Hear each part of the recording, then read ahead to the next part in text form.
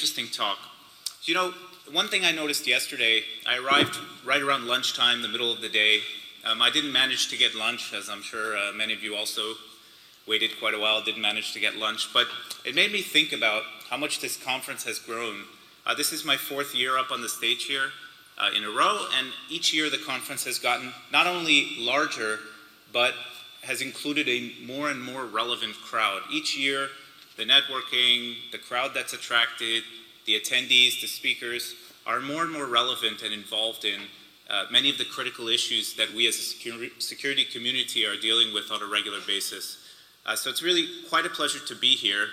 Our next speaker is also a repeat speaker. He's been here in the past. He's someone who I've known for a long time, since my days when I lived in the US. And despite the fact that he's known me for a while, he agreed to speak on the panel that I'm chairing. So I do appreciate that. Ian's right, tough crowd, that's all right.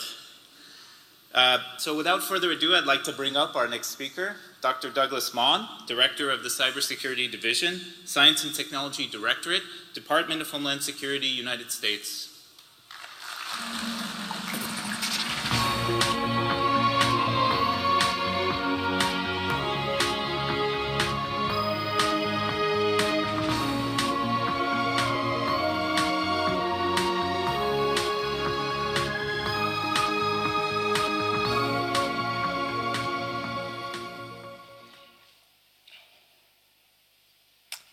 Thank you very much, Josh, and it's great to see you again. I think I first met Josh about 10 years ago when he was actually a U.S. government employee, and he's made great strides, gone to a contractor, and now a startup. So congratulations, Josh, with your startup, and good luck. It's interesting that yesterday there was a number of conversations about borders and whether there are actually any cyber borders or not. Yet the title of our panel is Protecting Our Cyber Borders. I'm going to talk a little bit about how we're thinking about borders in the U.S. Tom Bossert yesterday mentioned briefly the executive order that was published from the White House in May. It focused on 4 key areas.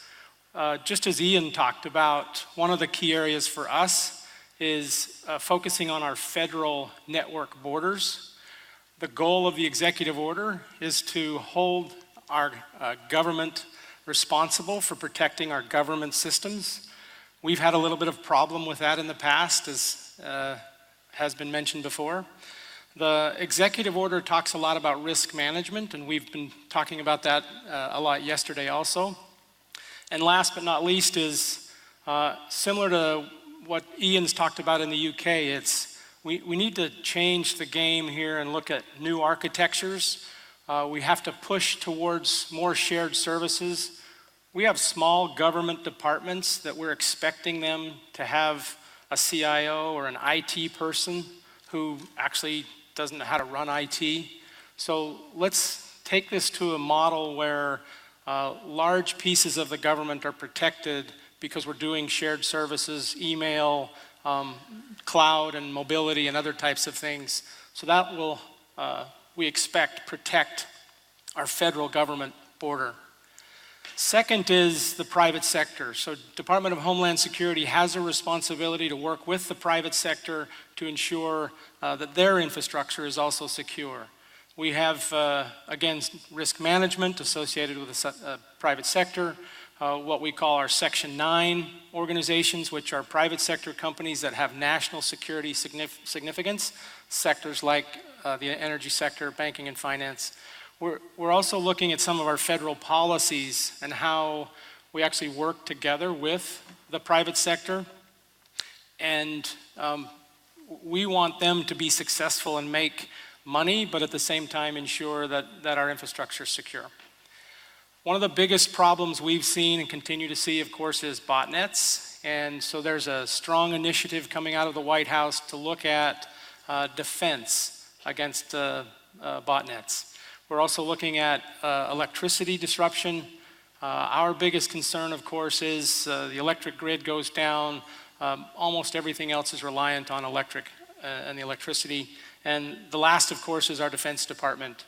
Another key piece of our federal government infrastructure. Again, Our focus is critical infrastructure as part of the executive order. Additionally, we talk about promoting an open internet. I think we're all in agreement on that. We're also looking at deterrence. Tom Bossert and Rob Joyce both talked about that yesterday. How do we deter the green hoodies that Ian talked about? If we can make it so much harder, then we'll all be better off. And last, in this third area of protecting the nation, is our law enforcement mission and also the strategy internationally. We have to do a better job of working together to secure the borders.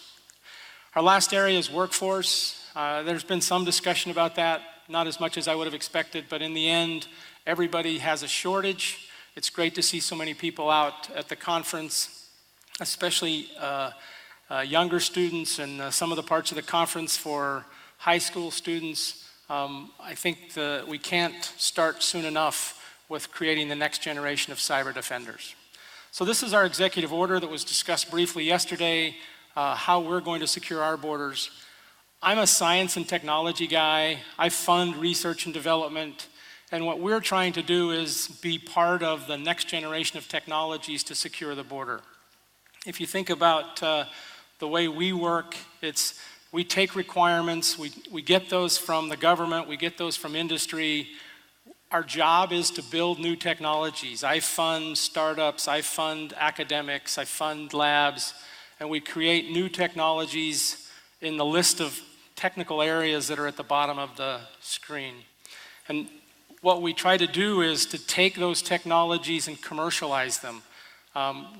Government doesn't anymore create government-specific technologies. Primarily, we're also buying commercial, so let's make sure the research that we fund produces commercial products. I've been at DHS for 13 years, and in that time have been successful in commercializing over 50 technologies that are in the marketplace, many of them still.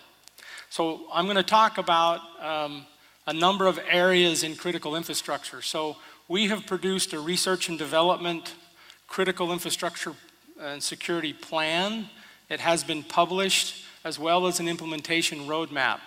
The idea here is to help people understand what is important for us in research and development for critical infrastructure.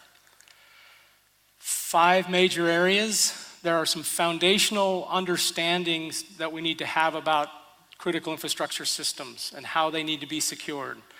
An electric grid is different than an oil refinery, is different than a banking and finance system. So there are some foundational understanding that we need to have in the community, and I think that's also the case for the researchers. It's hard for a researcher to actually get access to critical infrastructure systems, which is what we're trying to do. Again, risk assessment, Ian talked about it a little bit. How do we deal with risk? We're looking to create technologies, so we're actually funding research, which I'll talk about in the next few slides, all aimed at a unified situational awareness, and most important is our collaboration across critical infrastructure. This is a bit of an eye chart. Don't expect you to read it. The only ones you want to look at are the dark blue lines. These are the 5 areas that we've started with. 1, interdependency analysis.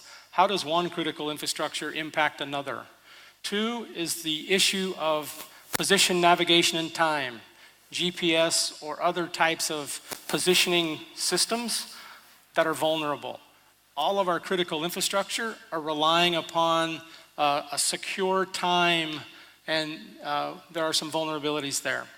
3rd is water and wastewater, a key sector for us. 4th is, as I said earlier, 4th is transportation, and 5th is energy distribution. So what do we do from an R&D perspective with critical infrastructure? They own and operate the infrastructure. What is the government's job? So our goal from an R&D is to partner with the critical infrastructure. I'm going to talk about a couple of ways we're doing that. First is our Logic project. This is with the oil and gas sector. The idea here is we put money on the table, they put money on the table, they provide the research projects, and we help them execute those research projects. We currently have a number of large companies involved in the activities. not just US companies, because it's not just a US problem. And the goal here is to test new ideas, put them into their operational environment, and help to transition and commercialize. They decide the projects. This is the list of projects that have been done so far. They're all public and out on the web. You can look at the project reports. The most recent one that just we're in the middle of right now is what is called safety instrumented systems. In an oil refinery, their biggest concern is the security systems and the safety systems are being connected together. If I'm successful in compromising a security system and I can get into the safety system, I can cause something bad to happen. The next one is on the energy side, as well as other sectors. This is an academic center run at the University of Illinois, but includes about a dozen other partners. There are also international participants in a way for academic entities here in Israel can participate in this type of a center. If you look at the topics, we're focused on not just technical. So the first one is business case.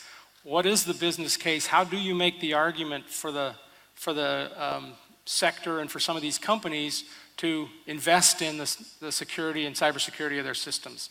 Also supply chain, we have seen supply chain attacks.